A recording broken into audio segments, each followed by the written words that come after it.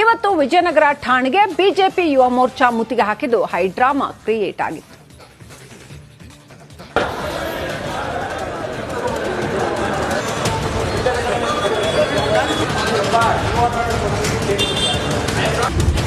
ಠಾಣೆ ಒಳಗೆ ಕುಳಿತು ಗದ್ದಲ ಗಲಾಟೆ. ಕೆಪಿಎಸ್ಸಿ ಪರೀಕ್ಷೆ ಮುಂದೂಡಬೇಕೆಂದು ಒತ್ತಾಯ.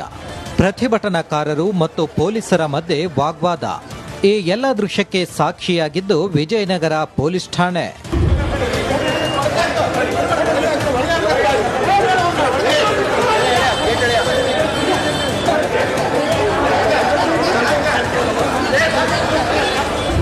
ಕೆಪಿಎಸ್ಸಿ ಪರೀಕ್ಷೆ ಮುಂದೂಡಿಕೆಗೆ ಆಗ್ರಹಿಸಿ ಆಕಾಂಕ್ಷಿಗಳು ನಡೆಸುತ್ತಿರುವ ಪ್ರತಿಭಟನೆ ತಾರಕಕ್ಕೇರಿದೆ. ಇವತ್ತು ಆಕಾಂಕ್ಷಿಗಳ ಹೋರಾಟಕ್ಕೆ ಬಿಜೆಪಿ ಎಂಟ್ರಿಯಾಗಿದೆ.